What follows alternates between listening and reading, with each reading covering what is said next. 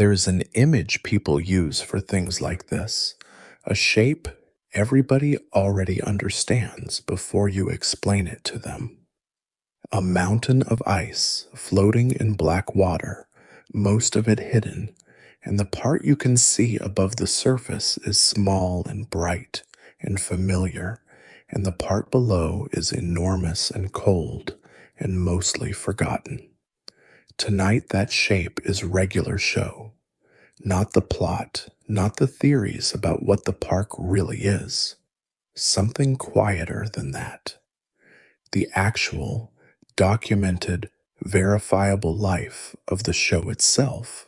from a college assignment about a raccoon and a blue jay all the way down to a revival that only just happened this year, with a lot of strange, sad, funny, and half-buried history in between. I am Velvo, and this video exists to help you fall asleep. So get comfortable, get the lights down low, and let's start where everyone starts, right up at the surface, in the sunlight, with the version of this show that everybody already knows by heart. At the very top of the iceberg is the thing you already have in your head if you have ever seen a single episode. Two 23-year-old friends, a blue jay named Mordecai and a raccoon named Rigby, work as groundskeepers at a public park. And instead of doing the actual landscaping and maintenance they were hired to do, they spend their days avoiding responsibility in increasingly baroque ways, which almost always spirals into something cosmic, something that threatens the fabric of reality, something that gets solved by the credits, so that next week, the exact same shape of episode can happen again with a different flavor of catastrophe. Their boss is a sentient gumball machine named Benson, who is perpetually furious. Their co-workers are Skips, an ancient Yeti handyman who fixes everything and says little, Pops, a strange, gentle, lollipop-headed man who owns absolutely no urgency about anything, and Muscle Man and High Five Ghost, a green man and a literal ghost, who function as a kind of comic chorus. This is the part of the iceberg sitting fully in daylight. Everyone who has watched 5 minutes of the show already knows this shape. It's a good shape. It's an inviting one. And even at this surface layer, it's worth pausing on just how much of it there actually was. The show ran across 8 seasons, premiering on Cartoon Network in September 2010 and closing out in January 2017. And across that stretch of nearly 7 years, it produced somewhere in the neighborhood of 244 episodes, according to the show's own reported episode count, most of them clocking in around 11 minutes long, which means that if you sat down and watched the entire thing back to back, start to finish, without a single break, you would be sitting there for the better part of 2 full days. That's The Surface, a cartoon, on paper, about 2 friends slacking off at a park, quietly accumulating enough runtime over the better part of a decade to swallow an entire weekend whole if you let it. It's not what we're here for tonight, though. We're here for what's underneath it, and there is a lot more underneath it than most people expect from a cartoon about lawn maintenance. Just below the surface, still close enough to see clearly, if you tilt your head, is a fact that surprises a lot of casual fans the first time they hear it stated plainly, even though it has been true since the show's earliest seasons and confirmed for years. The same man who plays the most gentle character on the show also plays 2 of its angriest and loudest. Sam Marin, who met Quintel as a fellow character animation student at CalArts and who actually voiced characters in Quintel's own student films years before a regular show existed, provides the voice for Pops, for Benson, and for Muscle Man. After graduating, Marin spent 3 years working as an animator at Walt Disney Animation Studios, contributing to films including Ratatouille, Wall-E, Bolt, The Princess and the Frog, and Tangled, before leaving Disney the moment a regular show was officially greenlit. Trading a stable animation job at one of the most famous studios in the world for a voice role on a show that at that point was nothing more than a freshly picked up pilot with no guarantee of lasting past its first season.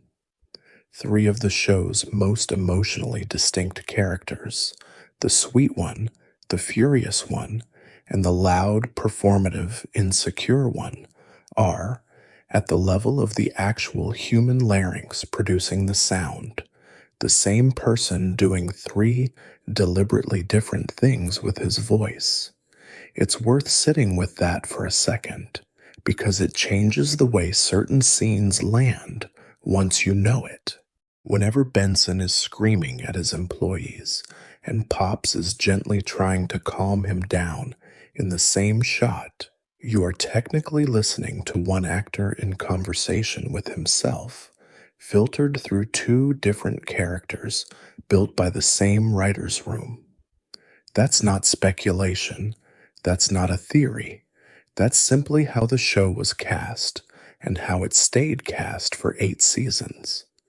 Think about what that actually requires from a performer. It's not just a pitch shift. Benson's fury has to sound like it's coming from somewhere tight and clenched, a voice that never quite gets to relax, because the character himself never gets to relax. Pops's voice has to sound like it's floating slightly above the ground,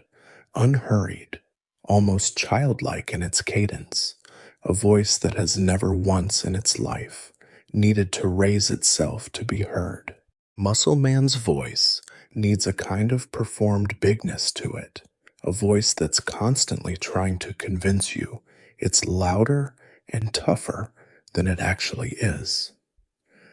One actor built 3 separate physical postures out of nothing but breath and throat,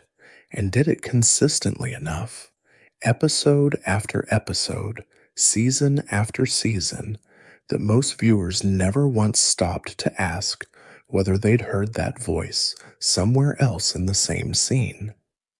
And it isn't only Marin, J.G. Quintel, the man who created the entire show, voices Mordecai, the Blue Jay lead, and also voices High Five Ghost, the quiet green-fisted ghost who spends most of his screen time as a background presence next to Muscle Man. Quintel is doing 2 performances that don't sound remotely alike side by side in the same scenes fairly often, and if you've never gone looking for that fact, it's easy to miss entirely, because High Five Ghost's voice is pitched and paced so differently from Mordecai's that most viewers assume, reasonably, that it's a different actor altogether. William Salyers plays Rigby and not much else on the show, which on a cast this doubled up is almost its own kind of unusual, a rare case of an actor being given exactly one voice to live inside for the entire run rather than several. Salyers came to the role from an entirely different direction than Marin or Quintel. He'd spent most of his career up to that point as a stage actor, working regional theater rather than animation, and only slid into voice work somewhat by accident, first getting pulled into it through a role on Adult Swim's Moral Orel before regular show ever came calling. He has said in interviews that he never actually set out to become a voice actor at all, that it was simply something people around him kept nudging him toward after hearing him do a local commercial or two. From that slightly reluctant starting point, he went on to voice Rigby across the show's entire original run, all 245 episodes of it, and later built out a substantial career in video games as well,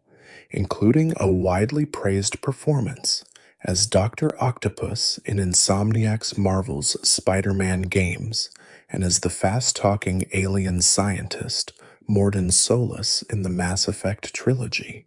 meaning the same actor whose voice defines an easily distracted, slightly lazy raccoon also gave voice to one of gaming's more quietly tragic supporting characters,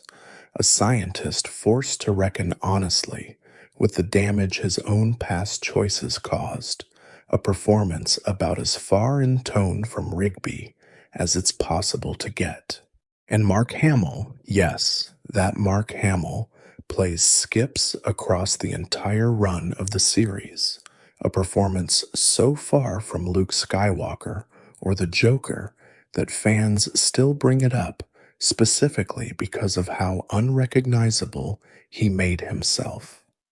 There's no theatrical flourish in Skips's voice, none of the range Hamill is famous for elsewhere in his career. It's flat, weathered, unbothered, a voice that sounds like it stopped needing to prove anything to anyone centuries ago, which, if you know anything about who Skips turns out to be by the end of the series, is exactly the right choice,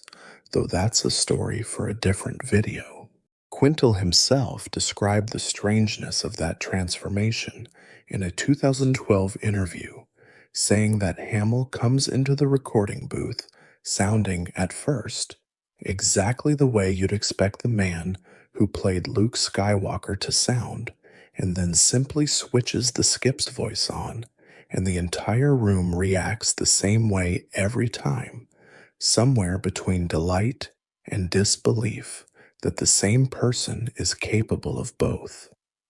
And when the 2024 revival was first announced, Hamill didn't need much convincing to come back.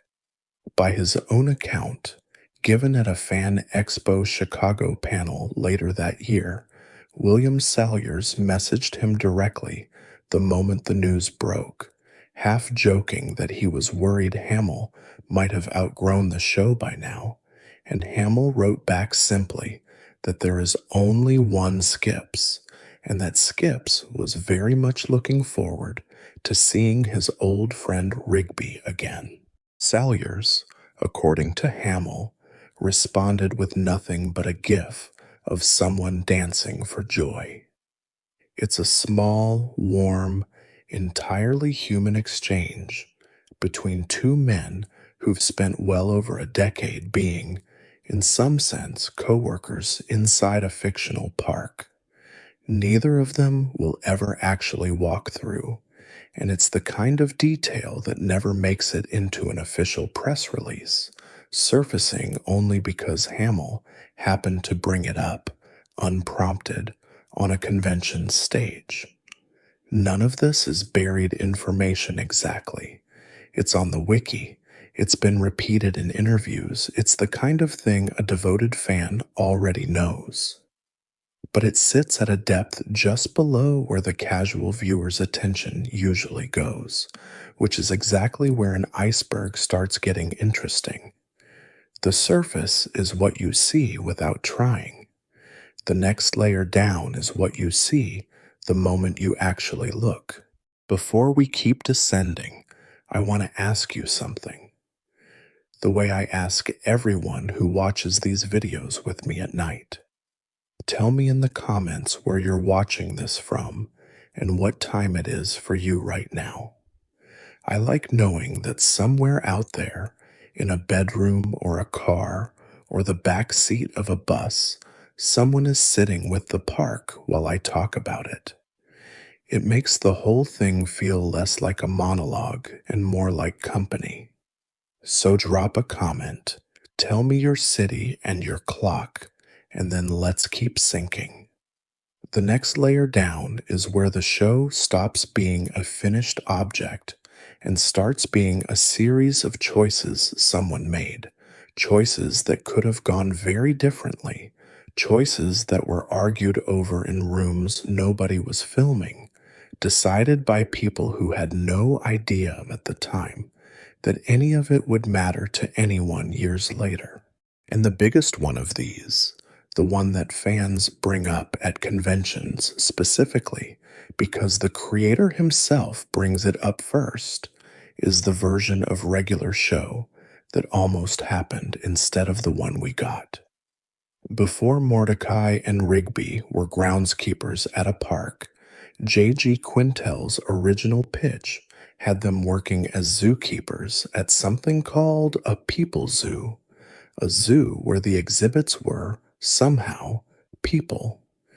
Quintel has said in public appearances, including a San Diego Comic-Con panel, that he actually thanked the Cartoon Network executive who talked him out of that concept, admitting years later, with the benefit of hindsight, that the People Zoo idea was a bad one. It's a strange thing to imagine, an entire alternate universe of the show where the premise itself is built around a much stranger, more uncomfortable central joke, staffed by the same two characters we know,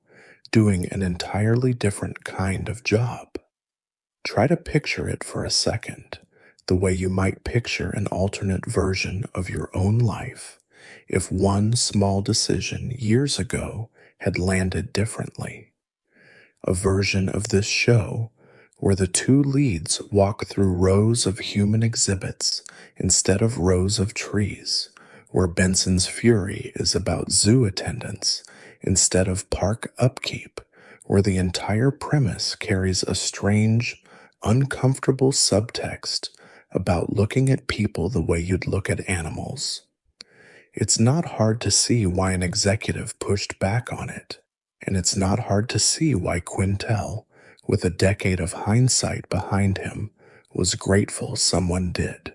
The park, with its gumball machine boss and its Yeti groundskeeper and its sweet lollipop-headed manager, was the second idea. It's easy to forget that anything is ever the second idea once the first one gets forgotten entirely.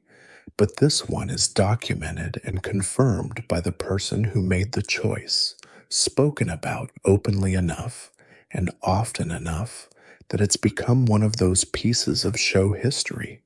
the fandom simply carries around now, half trivia and half cautionary tale about how close a beloved thing can come to never existing in the shape you love. Related to that, and sitting at roughly the same depth, is the fact that the show didn't even air under the title we know it by during its earliest development. Several production records and wiki pages that track the show's pre-air history refer to it under the working title Normal Show before it became Regular Show, a small linguistic shift that barely changes the meaning but does change the rhythm of the words in your mouth, and which nobody watching the finished, polished, aired version would ever have reason to suspect existed. Say it out loud to yourself. Normal Show. It sounds almost clinical, almost like a diagnosis, a title that leans harder into the deadpan irony of two irresponsible slackers being called normal, whereas Regular Show softens that same irony into something friendlier, something closer to the tone the show actually ended up having. Titles like this rarely survive into public memory once a show finds its actual name, and this one very nearly didn't survive into public memory either, except that some corner of the production record kept it intact, waiting for exactly this kind of late-night excavation. Going a little further down, we reach the actual origin story of the characters themselves, which predates the show as most people understand it by several years and traces back to a very specific place, the California Institute of the Arts, where Quintel was a student.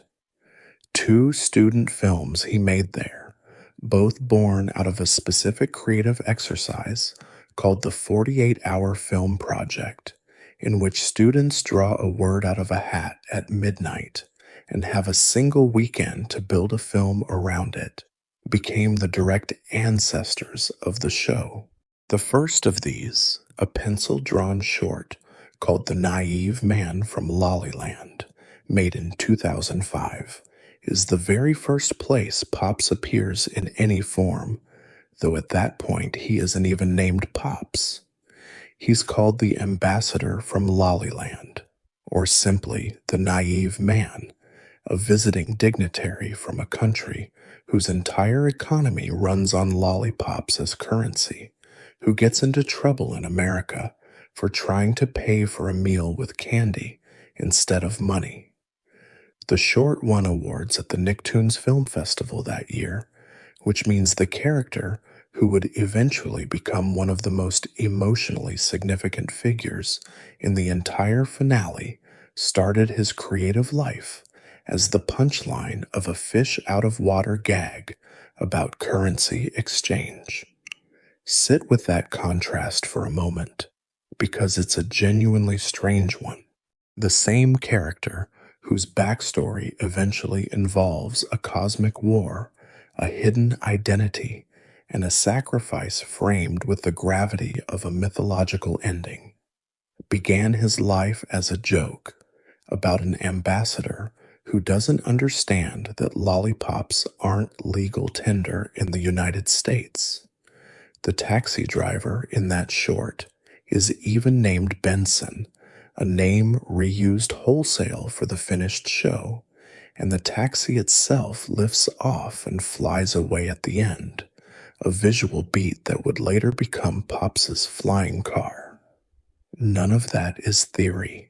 It's simply where these names and images came from, years before anyone watching the show in 2010 had any reason to know it, sitting quietly in a student film archive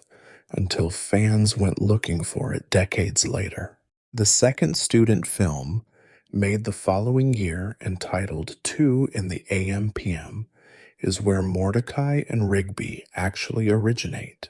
and by most accounts among people who have written about its production, it is a rougher, stranger, more chaotic piece of work than its predecessor, reportedly conceived during a single unhinged night rather than through the same measured process. I want to be careful here, because the exact tone and content of that specific short isn't something I can verify to the same standard as the confirmed facts around it, so take this piece as the more speculative layer of the story. Some fan writing on the production history describes 2 in the AM/PM as noticeably wilder in its humor than The Naive Man from Lollyland, existing in a rougher creative register that the eventual television show would sand down considerably before it could air to a general audience. What is confirmed, not speculative, is that both shorts fed directly into the pitch. Quintel eventually took to Cartoon Network's short-lived experimental pilot program called the Cartoon Institute, a project that let a handful of artists build pilots with essentially no network notes attached, in hopes that one or two might get picked up as full series. Regular show's actual pilot episode grew directly out of that Cartoon Institute short. The Cartoon Institute itself, as a program, was eventually scrapped, but not before it had done its job for this particular show, greenlighting a series that would go on to outlive almost everything else that program ever touched. It's worth pausing on how fragile that whole chain of events actually was. A program built to be temporary, designed to generate a handful of pilots that mostly wouldn't get picked up, happened to produce the one show that would end up running for 8 seasons, a movie, a comic book line, and eventually a revival nearly a decade after its own finale. Almost everything else that came out of the Cartoon Institute has faded from general memory. This one didn't, and there's no clean, satisfying reason for why this particular pilot survived and so many others didn't, beyond the plain fact that it did. There's a small, quiet detail worth sitting with here, which is that Quintel didn't invent this creative world in isolation.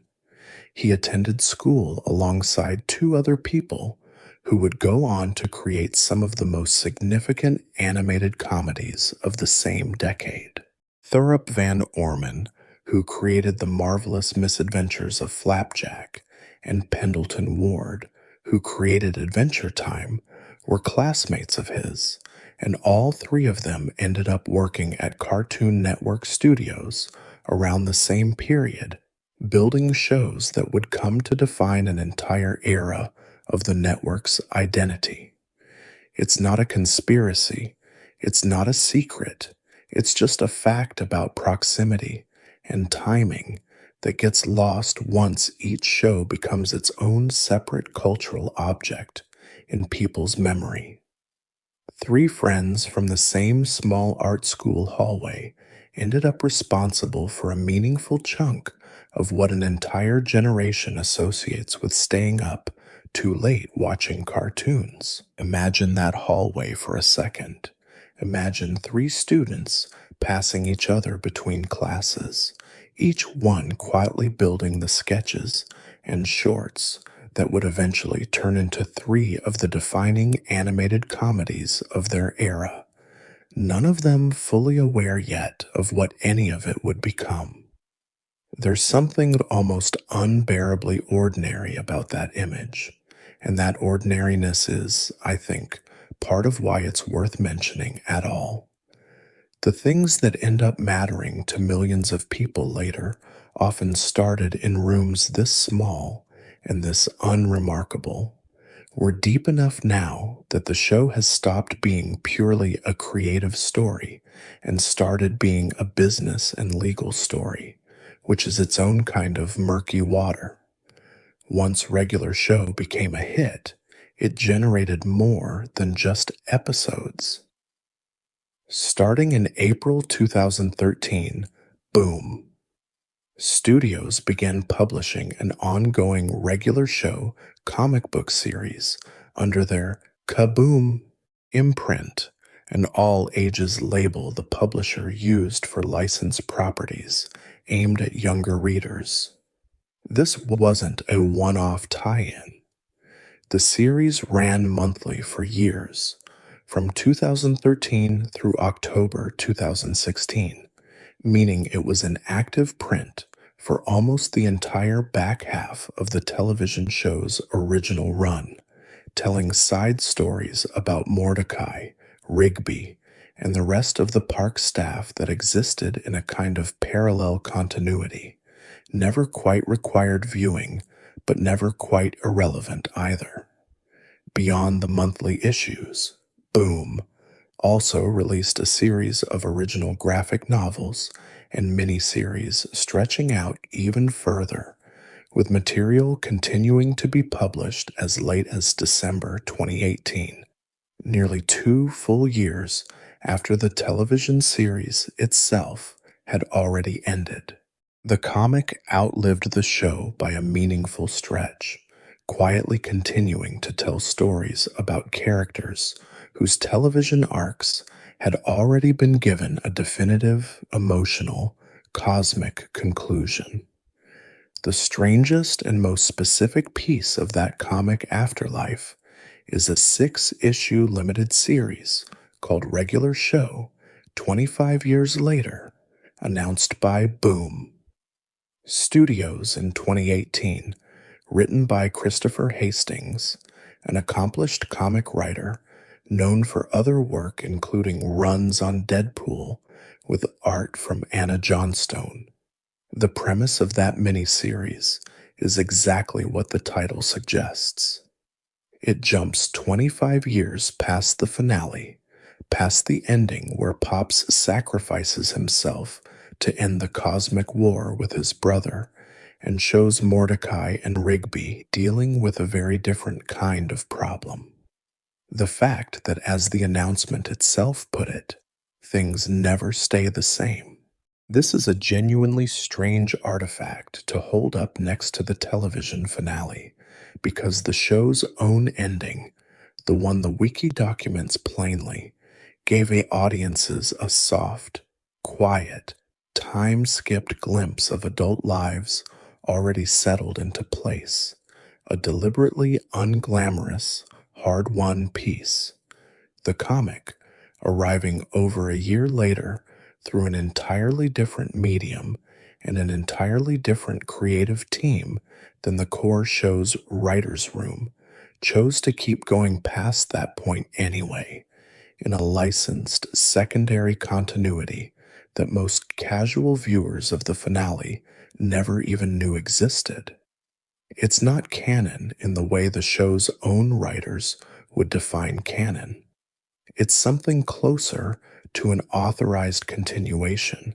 existing in its own separate current beneath the main body of water. Think of it as a second, smaller iceberg floating just behind the first one,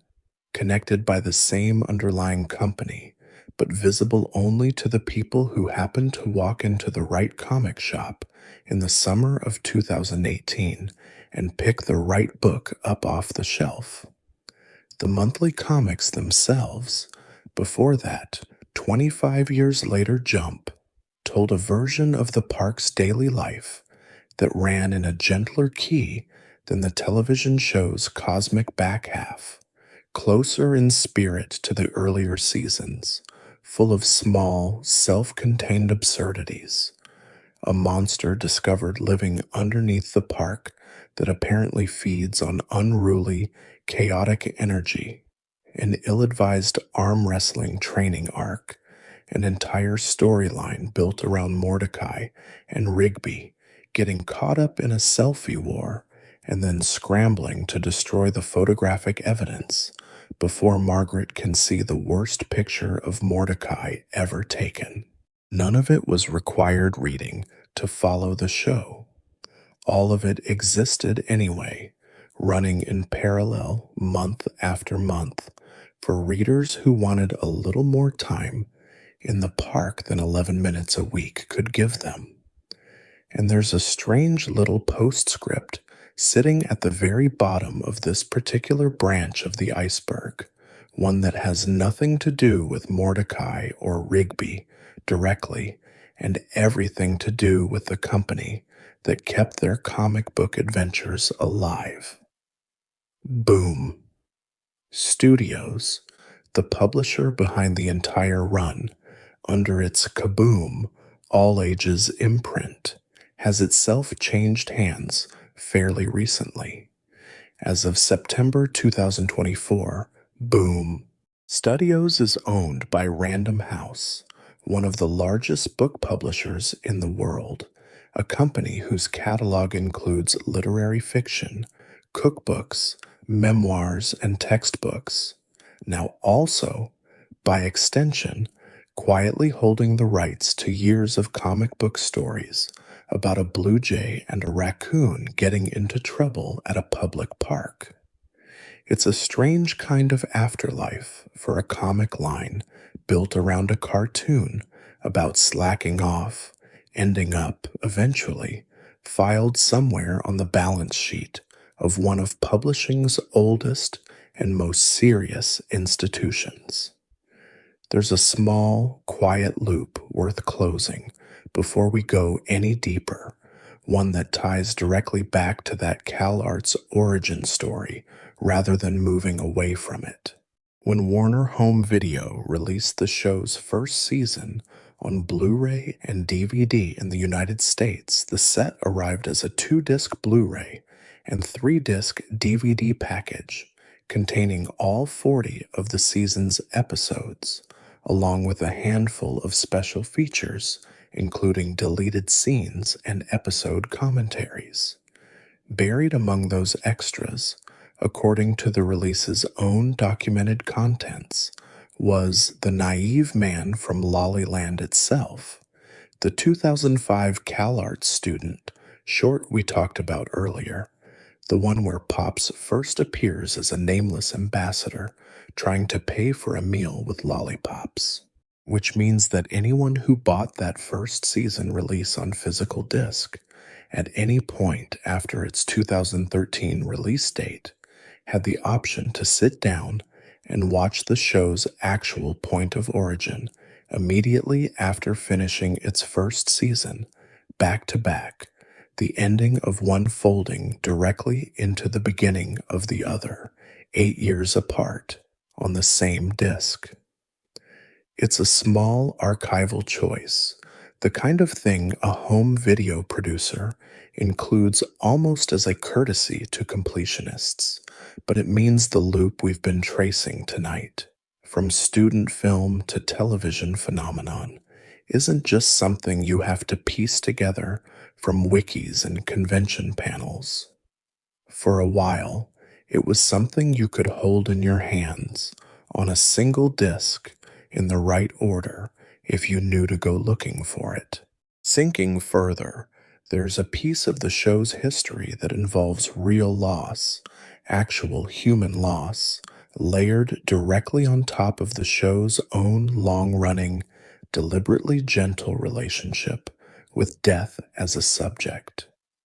2 of the show's voice actors died before the series had even finished airing its final episodes, and their final recorded performances made it into the broadcast itself. John Seigan, a prolific voice actor who provided a range of supporting and background voices for regular show across seasons 3 through 8, alongside a career that included roles in Metal Gear Solid, Toy Story 3, and dozens of other productions, died on May 13th, 2017, from cancer at the age of 63. David Ogden Stiers, who voiced Mr. Maillard, the park's severe wealthy owner, was a far more widely known actor with a career stretching back decades before regular show ever existed. He'd spent 6 seasons on Me S.H., playing the aristocratic surgeon Charles Emerson Winchester III, a role that earned him 2 Emmy nominations, and generations of children who never watched a single episode of that show still know his voice anyway, because he was Cogsworth, the anxious ticking clock in Disney's Beauty and the Beast, and he lent his voice to other Disney features as well, including Pocahontas and The Hunchback of Notre Dame. He was also, away from acting entirely, a trained musician who served for decades as the resident conductor of the Newport Symphony in Oregon, guest conducting for more than 70 orchestras around the world over the course of his life.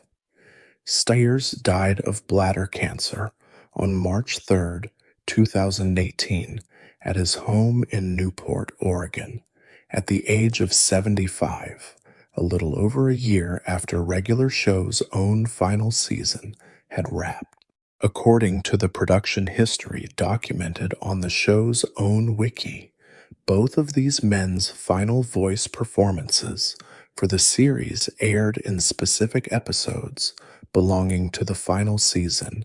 Can You Ear Me Now? And the Ice Tape, which means that somewhere inside the show's own closing chapter, buried in episodes, most casual viewers watched without any awareness of the timing, are the literal last recorded words of 2 real people, delivered by characters who exist inside a fictional universe. The show itself was by that point in its run treating with unusual tenderness toward the subject of endings.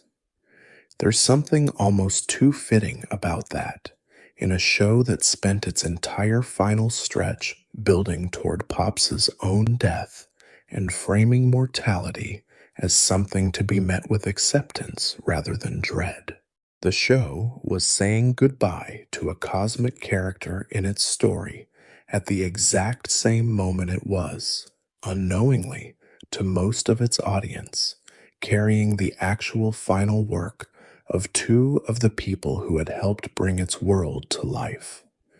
I want to be careful and precise here. I am not claiming the show intended this parallel or that anyone involved was thinking about it that way in the room. I'm only pointing at the documented fact that it happened and letting you sit with what it means that it did. There's a specific kind of quiet that settles over an animation studio when this happens, a hallway conversation, a note passed around before a recording session, a decision about whether to recast or simply let the performance stand as it already was. None of that is documented in the way the dates and episode titles are documented, and I won't pretend it is. But the plain, verified facts alone, 2 men, 2 dates, 2 specific final episodes, are enough to make the point without needing to invent anything further. From here, the iceberg takes a turn, away from the personal and back towards something more procedural, more bureaucratic, and in its own way just as revealing about what this show actually was underneath its cheerful surface, how differently it was allowed to exist in different parts of the world. In the United States, regular show aired with a level of crude language, sexual innuendo, and reckless behavior that was, for a children's programming block, genuinely unusual for its era. Multiple sources tracking the show's international broadcast history are specific and detailed about just how much had to be trimmed, redubbed, or reanimated once the show left American airwaves. In the United Kingdom, the censorship documentation is extensive enough that there's an entire wiki page dedicated to nothing else. Mild profanity was consistently altered, the word pissed, used constantly throughout the American version in its British sense of being annoyed rather than its American sense of being drunk, was replaced in different episodes with different substitutes depending on context, sometimes becoming ticked, sometimes becoming ballistic. A line about death itself, while you were dead, was softened in the UK broadcast to while you were unconscious, a small substitution that quietly defangs one of the show's more casual, recurring jokes about characters dying and simply coming back, treating what the American version played as a shrug into something the UK version needed to treat more carefully. Perhaps the single most specific and often cited example among people who track this kind of thing comes from the episode Guitar of Rock, in which a newscaster in the original American version flatly announces that a character named Bruce Rock has died.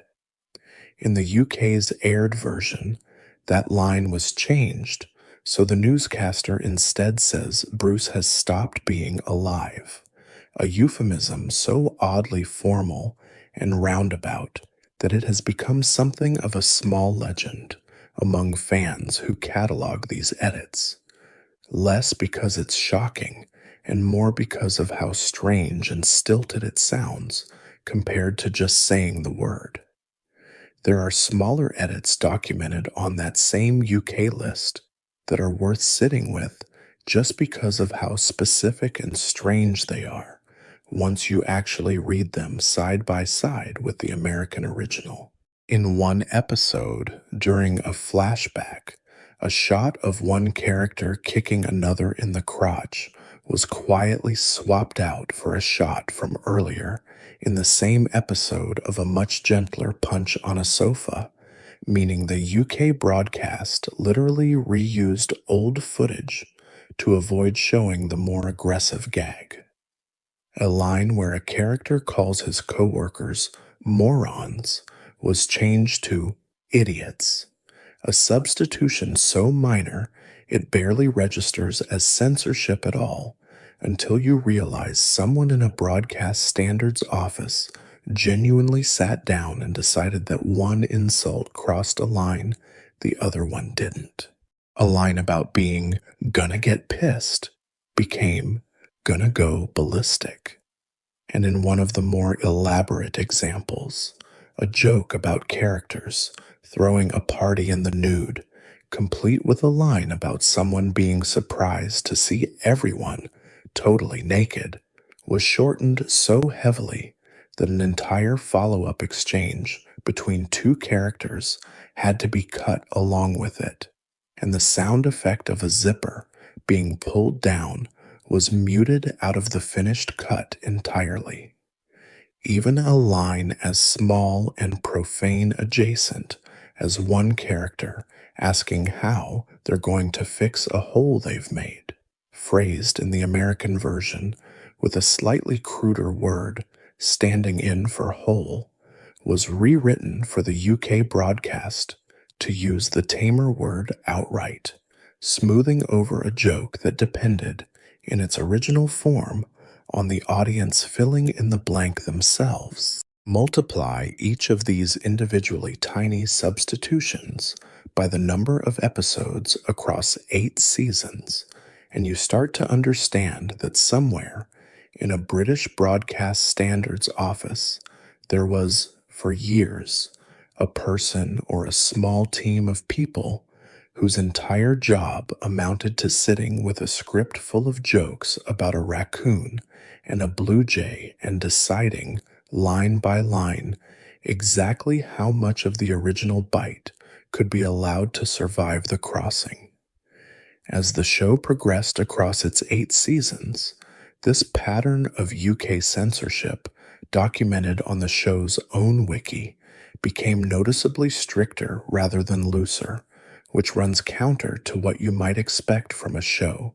gaining a devoted teenage and young adult fan base over time. Content that was judged acceptable for broadcast in the earlier seasons, certain kinds of cartoon punching, certain kinds of toilet humor, was retroactively treated as unacceptable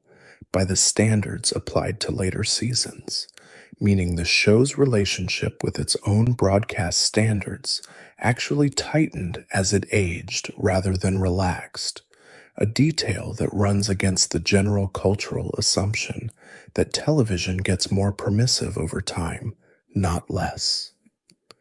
Australia's censorship history with the show, separately documented, goes even further in places, banning certain episodes outright before eventually airing censored versions of them. Episodes were pulled from Australian broadcast specifically for depicting blood and violence, for depicting horror content deemed inappropriate even in edited form,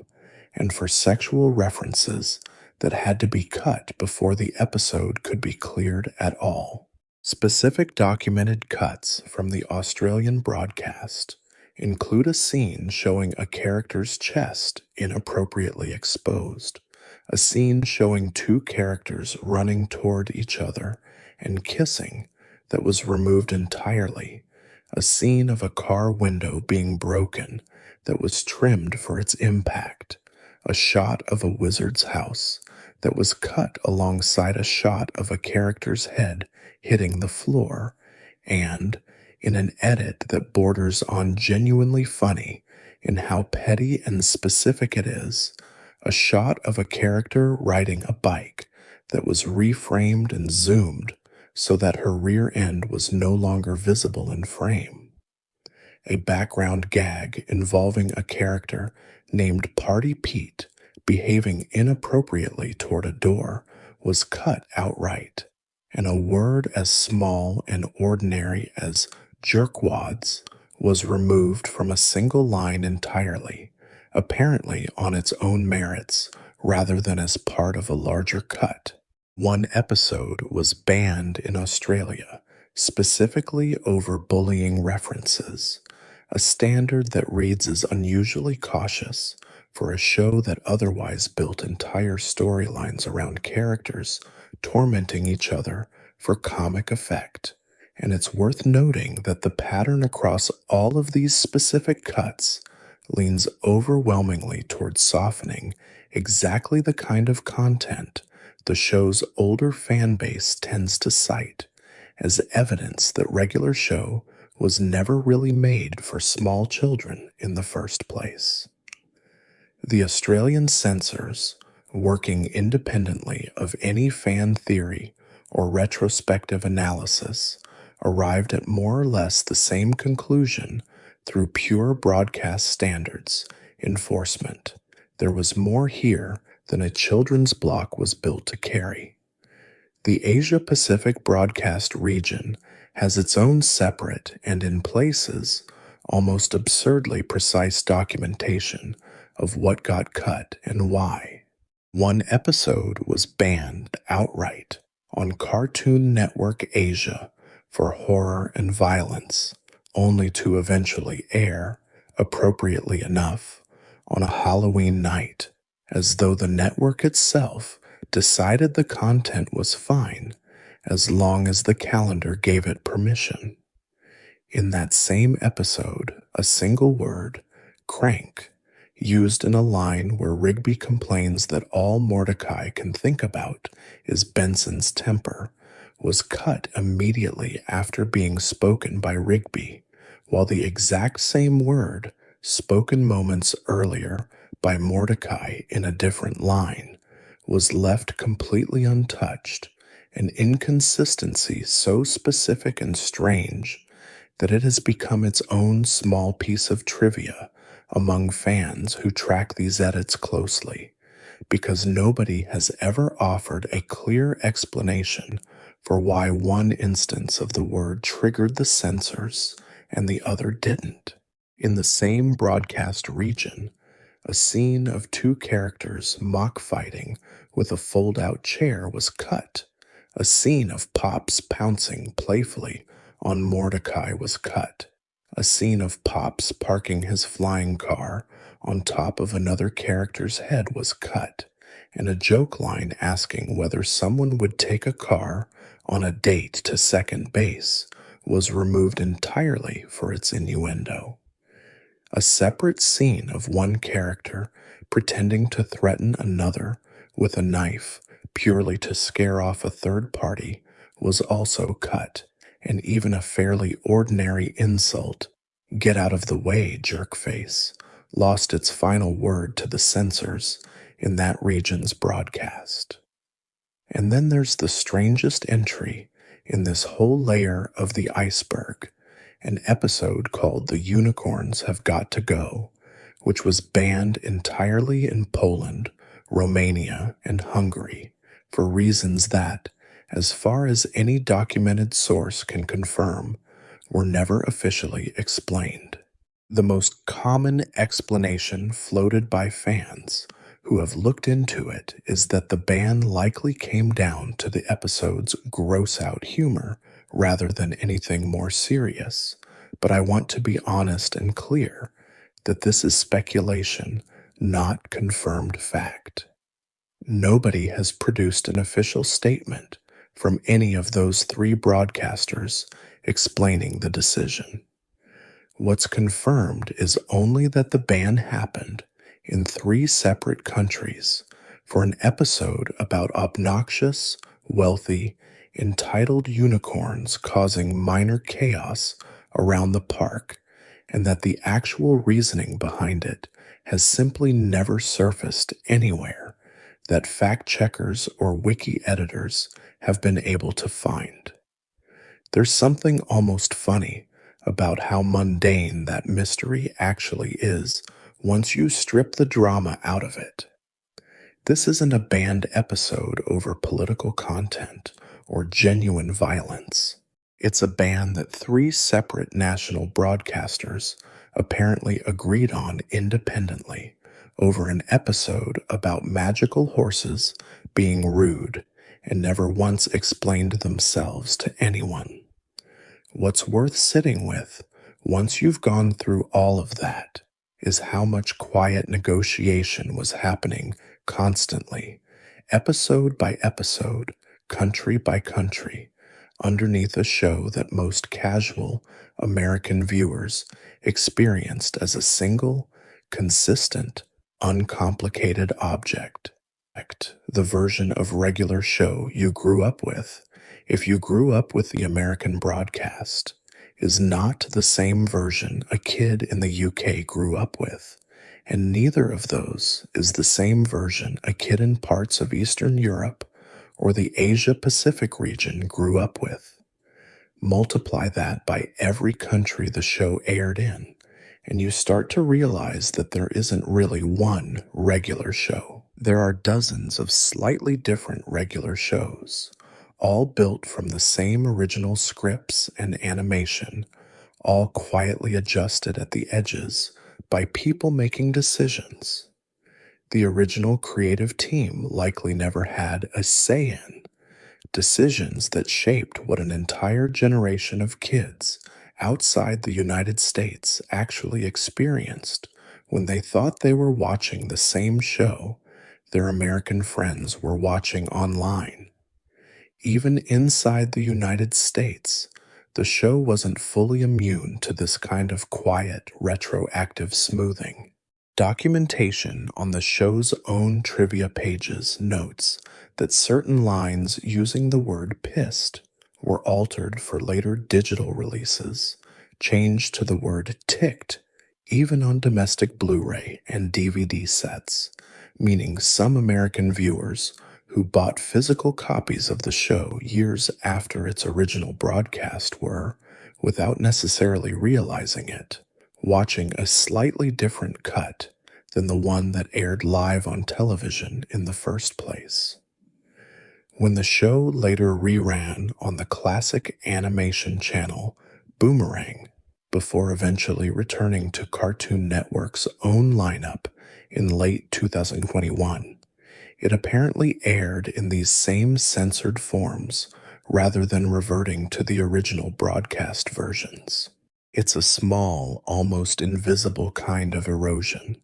a handful of single words swapped out permanently across successive re-releases until the original version of certain lines exists only in the memory of people who happened to catch the live broadcast the first time around, or in old fan-uploaded clips scattered across the internet, slowly becoming the only remaining record of a phrasing the show itself no longer officially uses anywhere. There's another current running underneath the show that most people never think to trace, and it involves the sound of the thing rather than the words or the plot, which is the score itself, composed largely by a man whose name carries a very different kind of cultural weight outside of children's television. Mark Mothersbaugh, working through his production company, Mutato Musica, alongside collaborators John Enroth and Albert Fox, composed music for every single episode of regular show, including its original pilot, and continued through the film as well. Outside of this show, Mothersbaugh is best known as the co-founder and lead singer of Devo, the new wave band responsible for the 1980 hit Whip It, a band with a strange, angular, deliberately robotic image that became one of the defining sounds of an entire era of American music. Since stepping back from Devo's day-to-day touring life, Mothersbaugh built an enormous, genuinely wide-ranging career writing scores for film and television, working repeatedly with director Wes Anderson on films including Rushmore, The Royal Tenenbaums, and The Life Aquatic with Steve Zissou, composing music for the Lego Movie and for Thor, Ragnarok, and, decades earlier, providing music for Pee-wee's Playhouse, a show whose strange, handmade, slightly unsettling warmth isn't a bad comparison point for the tone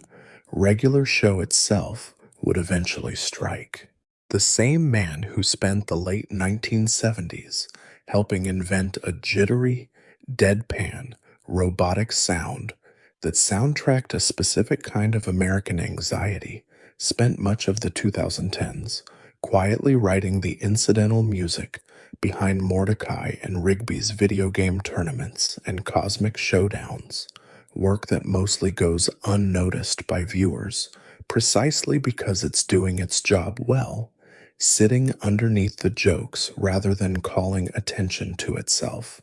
exactly the way a really good score is supposed to. Sinking further still, there's a specific and very concrete recognition that most casual fans never encounter, which is the show's actual Emmy history. Regular show won a Primetime Emmy Award for Outstanding Short Format Animated Program, and the winning episode was Eggcellent, the now famous installment where Mordecai has to eat an enormous plate of eggs at a diner in order to win his suddenly sick best friend, Rigby, a coveted trucker hat that reads excellent. It's worth noting how much affection that episode has generated inside the show's own production circle, independent of the award. In a Creator's Picks video, Quintel made for Cartoon Network's YouTube channel, ranking his own top 10 favorite episodes of the entire series, Eggcellent made the list, alongside Skips' Story, the Christmas special, Exit 9B, A Bunch of Full-Grown Geese, The Last Laserdisc Player, Terror Tales of the Park, TGI Tuesday, and The Power. Separately, at a 2025 convention appearance, Sam Marin named Eggcellent as his personal favorite episode to have worked on, meaning the episode that eventually won the show's Emmy is also independently, repeatedly cited by the people who made it as one of the best things they ever built together, a rare case where the industry's judgment and the creative team's own private affection actually line up cleanly. Beyond that single Emmy win, coverage of the show's eventual revival notes that the original 8-season run also picked up multiple nominations from the Annie Awards and from BAFTA's Children's Awards over the course of its life, recognition that placed it alongside the more prestige-driven end of children's animation rather than treating it as disposable filler between more serious programming blocks. And industry reporting on the 2026 revival has been fairly consistent in describing the original show's audience as something that grew well beyond the demographic it was technically built for, framing it as a show that, despite being billed to networks and advertisers as a children's series, quietly built a strong following among older teenagers and adults, specifically because of how it paired edgy, offbeat humor with moments of real emotional weight. The kind of pairing that doesn't usually survive a standard children's broadcast slot intact. That's not a controversial claim among people who cover the animation industry. It's close to the consensus read on why a show ostensibly aimed at children ended up being the kind of thing college students stayed up watching together, and why, nearly a decade after its ending, a company willing to shut down its own website and vacate its own studio building still saw enough value in it to bring it back. At that same convention appearance, William Salyers offered his own favorite, an episode called Over the Top, specifically because of how funny he found the premise of Rigby managing to anger someone as consistently mellow and unbothered as Skips, to the point that Skips nearly kills him over it. There's something quietly telling in these specific, personal answers because they reveal which parts of the show its own performers found the most satisfying to inhabit, separate from anything a wiki or a fan theory thread could ever tell you. And in the same batch of convention material, veteran writer Matt Price offered a piece of behind the scenes creative disagreement worth noting here because it's such a small, specific, almost throwaway fact. He had always thought it would be funny if a background character named Dawn ended up together romantically with Margaret, the show's recurring coffee shop love interest. But according to Price, he was apparently the only person in the entire writer's room who actually liked Dawn as a character, which meant that particular pairing was never seriously considered by anyone else on staff. It's a tiny, specific piece of creative room texture,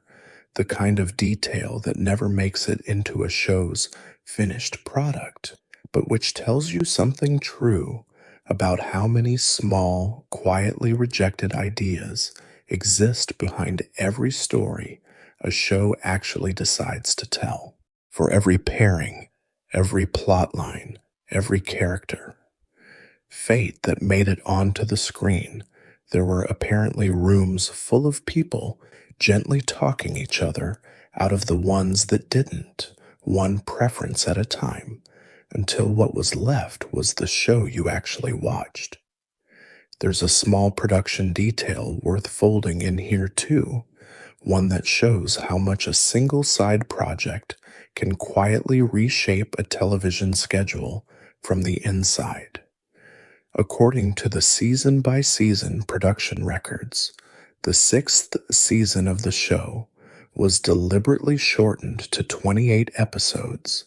down from the 37 episode length of the seasons on either side of it, specifically to free up studio time and resources to accommodate production of a feature film based on the show. The 7th season then absorbed the difference, expanding back out to 36 episodes once the film itself was finished and off the schedule. It's a small, invisible kind of give and take that most viewers watching week to week in 2014 would have had no way of noticing. A television season quietly trimmed down at the studio level so that a feature-length side project could exist at all. The ordinary, unglamorous physics of how much creative and technical labor a single animation studio actually has to spread across multiple simultaneous productions. That feature film, regular show, The Movie, marked Quintel's directorial debut,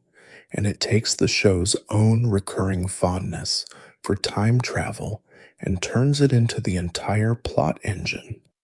The confirmed shape of the story has Mordecai and Rigby, along with the rest of the park staff, needing to travel back to a moment in their own high school years in order to stop a vengeful, disproportionately dangerous volleyball coach from unraveling the timeline and, with it, the universe. It premiered in a limited theatrical run at the Downtown Independent Theater in Los Angeles on August 14th, 2015, before becoming available digitally on September 4th of that year, arriving on DVD and Blu-ray on October 13th, and eventually receiving its network television premiere on Cartoon Network on November 25, 2015. running a lean 68 to 70 minutes. Depending on the source you check, it brought back the show's full main cast reprising their roles, with Jason Mantzoukas and David Koechner joining as new additions, and it carried the same score from Mothersbaugh, Enroth, and Fox that had scored every television episode before it. I want to be plain about something here, because a fair amount of material circulating online about this film's box office performance and awards attention doesn't hold up against reliable sourcing, some of it appearing only on fan-run parody or fan-on wikis rather than anything resembling a verified industry record. What can be stated confidently, based on the show's own production history and the film's confirmed release dates, is simply this. A television show about two park groundskeepers got a real, if modest, theatrical release, wrote itself directly into its own broadcast schedule in a way that shortened one season and lengthened the next, and became, alongside everything else already floating in this water, one more physical, dated, documented object sitting inside the show's much larger and stranger legacy. Before we go any further down, there's a layer of this iceberg that sits in an unusual place, because it isn't really about the show's content at all. It's about the health of the company that owns it, and it turns out that health has been genuinely rocky in a way that makes everything we're about to talk about, the show's eventual return, land very differently once you know the context it happened inside. Cartoon Network Studios, the actual physical production company responsible for making regular show and dozens of other shows across 3 decades, occupied a building in Burbank, California for over 20 years, from the year 2000 all the way through the summer of 2023. That building closed its doors on August 1st, 2023, as part of a broader corporate consolidation that folded Cartoon Network Studios into the larger Warner Brothers Animation division. Staff were relocated to a different office space nearby, and by the end of that same year, according to reporting from industry outlets that track this kind of thing closely, the building's distinctive checkerboard signage, the physical, visible branding that had marked it as Cartoon Network's home for over 2 decades, was quietly dismantled and removed. A different production company, unrelated to animation entirely, eventually moved into the vacated space. The following year, in August 2024, CartoonNetwork.com itself, the network's official website, which had been active in some form since the late 1990s and had spent decades hosting games, clips, and full episodes for kids to access directly, was shut down for good, its traffic simply redirected toward the network's hub on the Max streaming service. The Boomerang app, a separate standalone streaming platform dedicated specifically to classic animation, ceased to exist on its own terms around the same period, its remaining content folded into Max as well, rather than continuing as its own destination. Layered directly on top of all of that, in October 2024, several major Cartoon Network titles, without warning and without any official explanation from Warner Brothers Discovery, simply vanished from the Max streaming platform overnight. According to multiple outlets that reported on the sudden removal, Regular Show was on that list, alongside other beloved series, including Ben 10, Steven Universe, The Amazing World of Gumball, We Bare Bears, Chowder, and the 2016 revival of the Powerpuff Girls. No press release accompanied the removal. No statement explained whether it was a licensing issue,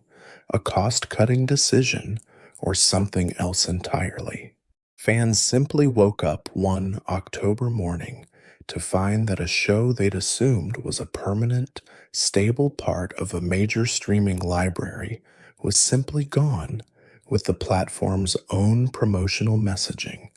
oddly, still directing people back toward Cartoon Network's now defunct website, encouraging them to stream their favorite shows on the very service that had just quietly removed several of them.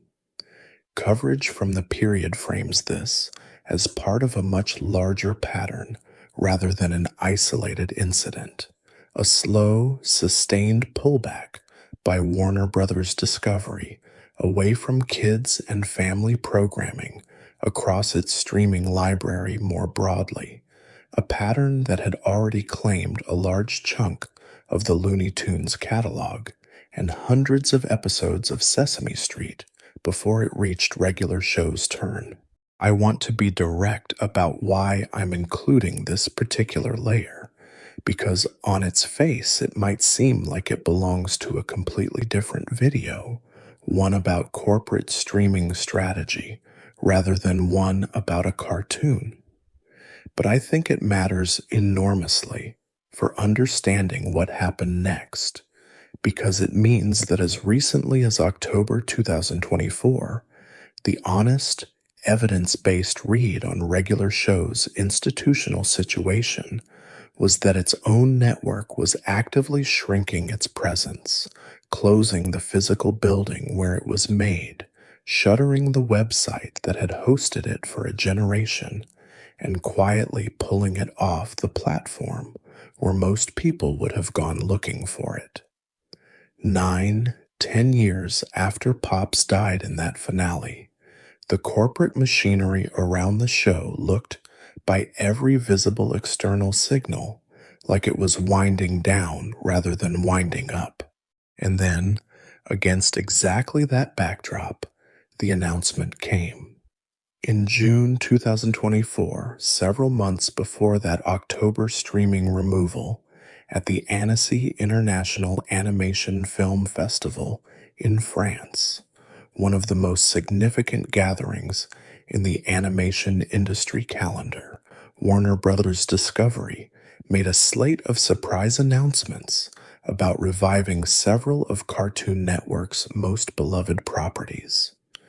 Alongside a new Adventure Time series and a Foster's Home for Imaginary Friends spin-off aimed at preschoolers, the studio confirmed that regular show itself was coming back, with J.G. Quintel returning as showrunner.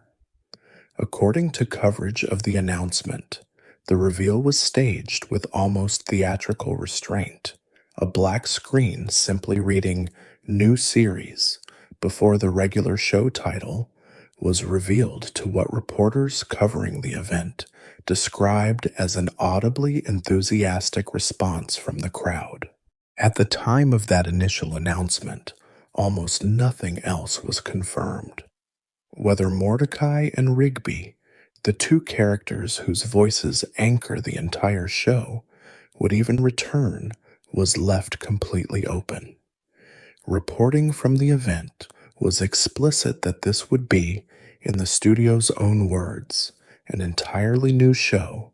though one that would feature some characters from the original series, without specifying which ones or how many. There's a genuine tension worth naming, honestly, here, one that I don't think resolves cleanly, no matter how you look at it.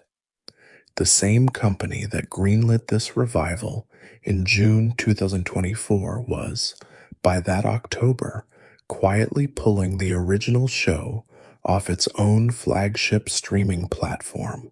and by the following year had already closed the physical building where the original show was made and shut down the website that had introduced a generation of kids to it in the first place. I'm not going to tell you those two facts add up to some hidden, intentional strategy, because I don't have evidence for that. And speculating confidently about corporate motive without evidence is exactly the kind of thing I try to avoid in these videos. What I can tell you honestly is that both things happened in the same rough window of time, inside the same company, and that the plain, documented shape of it looks less like a single coherent plan and more like a company simultaneously cutting away at its own legacy library while betting in a completely separate department on reviving one specific piece of it. Large media companies are not always internally consistent. Sometimes the streaming division and the development division are functionally making opposite bets at the exact same time, and regular show just happened to be sitting at the intersection of both of those bets during this particular stretch of years. For roughly 2 years after the June 2024 announcement, the only real movement came from small, indirect clues rather than official statements. In October 2024, a job listing posted publicly on the Warner Brothers Discovery website seeking an intern to help on the project accidentally revealed the show's working title, Regular Show, The Lost Tapes. It's a strange, slightly poetic way for a title to leak, not through a press release or a trailer, but through the fine print of an unrelated hiring posting, the kind of detail that only a small number of extremely attentive fans would have noticed at all, and which then spread outward from message boards until it became common knowledge. The following month, in November 2024, William Salyers posted images to his own Instagram account from what appeared to be a Warner Brothers studio session, which fans widely interpreted, reasonably, as confirmation that he would be reprising his role as Rigby in whatever this new project turned out to be, even though no formal announcement had said so directly. And then, after roughly 2 years of silence, beyond those small breadcrumbs, the actual show arrived. Regular Show, The Lost Tapes, was formally unveiled and launched globally on May 11th, 2026, produced by Cartoon Network Studios, with Quintel back on board as promised. The revival's scale, once it was finally detailed, turned out to be a package of 40 episodes total, 37 episodes running roughly 11 minutes each, alongside 3 half-hour specials, a structure that echoes the show's own short episode format from its original run, while also carving out a little extra room for longer stories. According to the official description that accompanied the launch, the show returns to the world of the park, with Mordecai and Rigby's mundane jobs once again descending into the same shape of surreal chaos that defined the original series, whether that means crashing a friend's luau or hunting down the perfect spot for a nap before it spirals into something that threatens the entire park. This arrived just under a decade after the original series had wrapped in January 2017, closing a gap of almost 9 years between the finale that killed off one of its most beloved characters in a genuinely permanent, unsoftened way, and a new set of episodes returning to that same world under the same creative hand that built it in the first place, and it arrived less than 2 years after its own network had quietly pulled it from a major streaming platform without explanation, a strange, quiet reversal that most fans watching the new episodes probably never think about at all. There's something worth noticing in the revival's actual title, too, small as it is. Regular show, The Lost Tapes leans on the word tapes, a word that belongs to an analog, physical, slightly degraded format that most of the show's newest potential viewers, kids discovering it for the first time in 2026, will likely have never personally used, a format whose main cultural association by this point is nostalgia itself, static, tracking lines, the specific hiss of a cassette rewinding. Choosing that word for the title of a brand new production, one that will presumably be watched almost entirely through a phone screen or a streaming app rather than anything resembling an actual tape, is its own small, quiet acknowledgement of exactly the gap I was just describing, the gap between the show's original audience and whoever finds it next. It's a title built for people looking backward, wrapped around a product built, necessarily, for people who mostly won't be. I don't know whether that tension was something the marketing team sat down and deliberately engineered, or whether it just fell out naturally from a creative team of people who grew up on the same VHS and cable television media landscape the original show was steeped in. Either way, it's there, sitting quietly in 4 words on a title card, a whole small argument about memory and format packed into a name most viewers will read once and never think about again.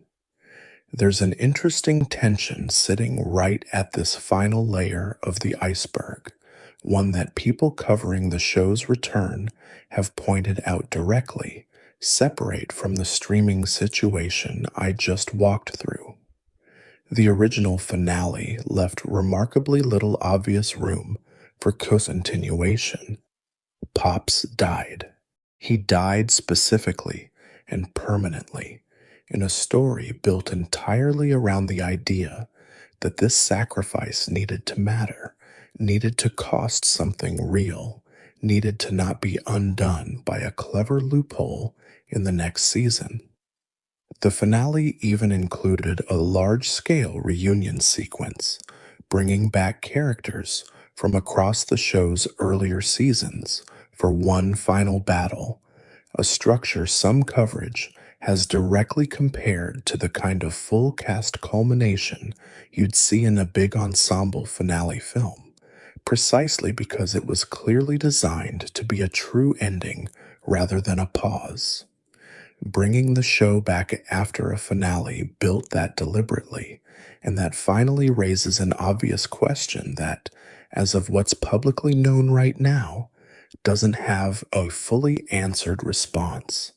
How does a show return to a world after it already gave that world its most emotionally final possible closing chapter? The honest answer,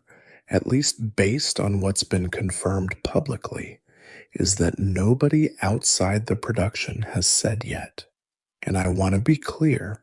that anything beyond the confirmed structural facts, the episode count, the launch date, the returning creator, the confirmed involvement of at least one original voice actor,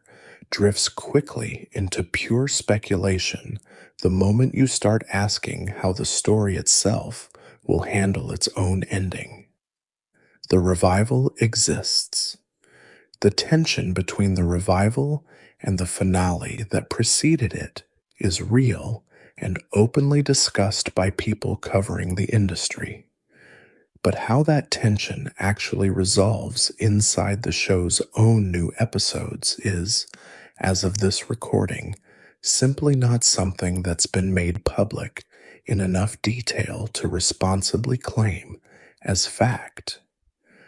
What I find most affecting about this particular layer of the iceberg isn't the trivia itself, though there's plenty of it. It's the timing, stacked all the way through. For years, regular show existed the way most beloved, finished shows exist, as a closed object, something you could return to and rewatch but never actually add to, a park you could revisit only in memory.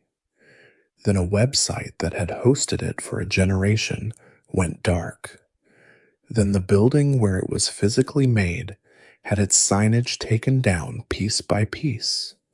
Then it briefly, quietly, vanished from the one major streaming platform most people would have gone looking for it on.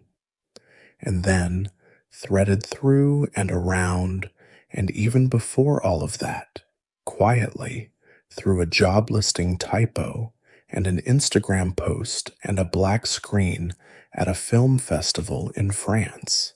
it stopped being a closed object at all. The park, as of a few months before this video went up, is no longer a place that only exists in the past tense. It's an active production again, employees back on staff, somewhere in a building in Los Angeles right now, drawing new versions of characters that a decade of fans assumed had been given their final word, even as the company around it kept simultaneously letting other pieces of that same legacy quietly go dark. There's one more current worth swimming through before we get to the very bottom, and it's a smaller, stranger one than the corporate history we just came up from, though it touches some of the same territory the show's own fiction loves to play with. Regular Show made its first and, for a long time, its only foray into video games in 2013, with a title called Regular Show, Mordecai and Rigby in 8-Bit Land, developed by Way Forward Technologies, a studio with a long history of licensed platformers, and released for the Nintendo 3DS on October 29, 2013 in North America, with a European release following on November 8 of that same year. The premise, confirmed directly by the game's own official description, has Mordecai and Rigby receiving a mysterious video game console from an anonymous sender, and the moment they turn it on, the television itself opens into a portal and pulls them physically inside the game, trapping them in a pixelated 8-bit world they now have to fight their way out of. The story was written by Quintel himself, which means this isn't simply a licensed cash-in built by an outside studio with no input from the source material. It's a story the show's own creator had a direct hand in shaping, even if the final product landed, according to most of the reviews written about it at the time, somewhere between mixed and mediocre, criticized specifically for stiff, frustrating platforming mechanics, a pixel-perfect jump requirement that punished players for the smallest miscalculation, and boss fights that reviewers described as bland and repetitive. What I find more interesting than the gameplay itself, though, is the specific villain the game builds its plot around. According to the detailed breakdown of the game's story, Mordecai and Rigby aren't just trapped in a generic video game world for no reason. They're specifically trying to stop the son of Garrett Bobby Ferguson, the show's own recurring giant floating disembodied head antagonist, from its television run, a character whose entire identity is built around an inability to let go of an old video game high score, from using the 8-bit world as a gateway to open an entrance to the underworld directly through the park where Mordecai and Rigby work. It's a strange, almost self-aware bit of continuity for a spin-off game most casual fans of the show never knew existed, pulling a specific, relatively minor recurring television antagonist's offspring, into a starring villain role in a Nintendo 3DS platformer that most of the show's audience never played and, based on the review scores at the time, probably weren't missing much by skipping. The game itself divided players over its mechanics, some praising the novelty of switching between Mordecai's platforming and Rigby's crawling abilities mid-level, alongside side-scrolling space shooter sections and top-down shooting sequences modeled loosely on classic arcade genres, while others found the hit detection unreliable enough to make the later levels feel closer to frustrating than fun. Either way, it exists, quietly, as its own small, easily overlooked branch of the iceberg, a physical cartridge sitting in secondhand game shops right now, priced for a few dollars, holding a story about Mordecai and Rigby that almost nobody who only watched the television show has any reason to have ever encountered. That's most of what sits beneath this particular iceberg, at least the parts of it that can be stated with real confidence, rather than hopeful guesswork. But before we surface, I want to spend a little time on the shape of the whole thing, rather than just its individual pieces, because I think the shape tells you something the individual facts don't quite manage on their own. Almost every layer we went through tonight involves someone making a decision under constraint. Quintel choosing groundskeepers over zookeepers because an executive talked him out of the worse idea. A network censor in a country thousands of miles from the show's writer's room deciding, episode by episode, which specific word or shot needed to be trimmed to clear a broadcast standard nobody in the original creative team had any say over. A comic book publisher deciding to keep telling stories in a world the television show had already closed.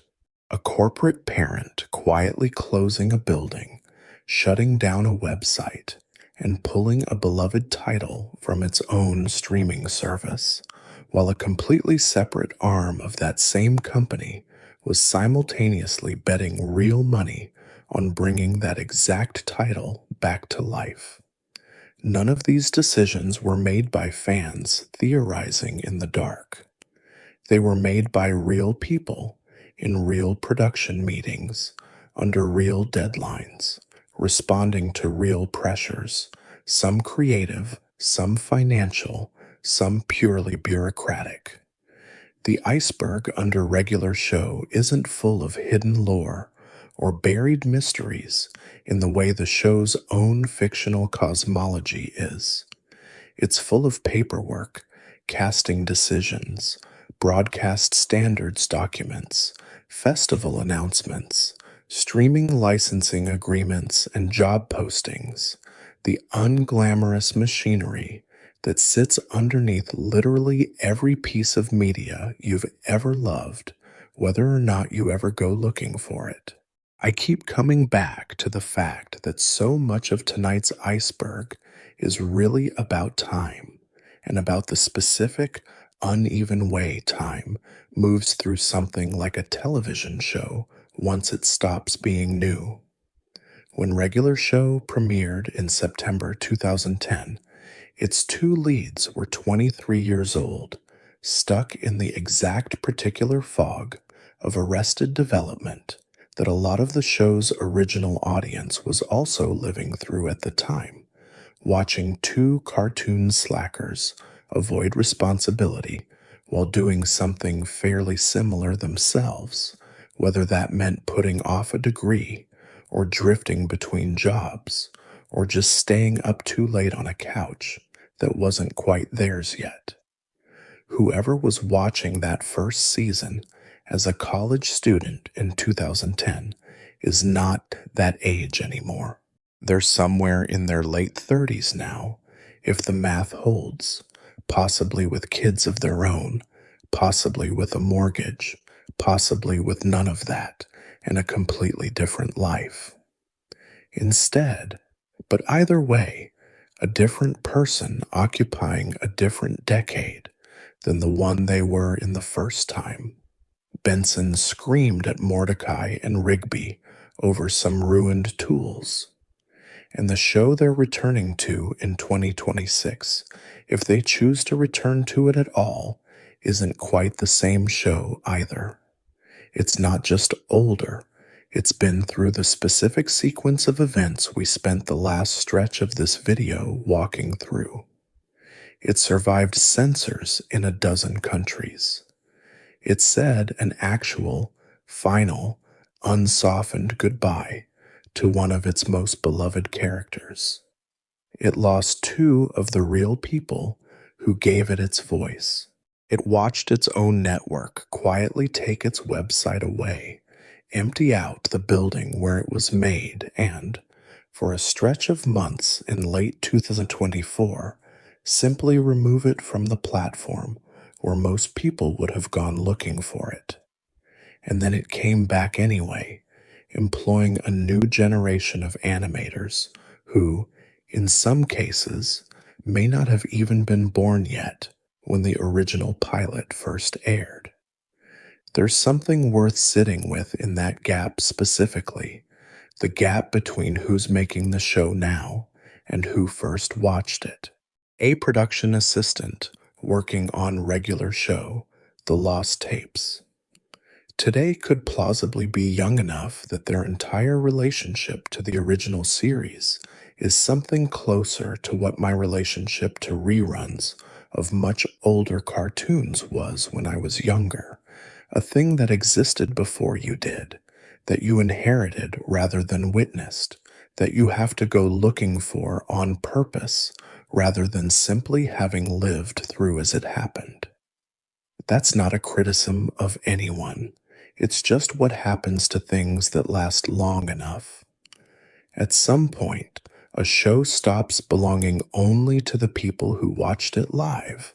and starts belonging in a different and more diffuse way to whoever finds it next on whatever platform still happens to be carrying it that particular year in whatever country's slightly different censored cut,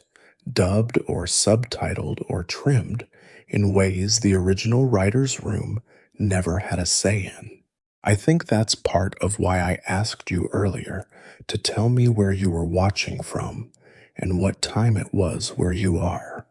It's a small thing, a comment on a video, but it's also a way of marking a coordinate, a specific place and a specific hour where one more person happened to be sitting with this show, or with the memory of it, on one more ordinary night among the thousands of ordinary nights this thing has now been quietly present for since 2010.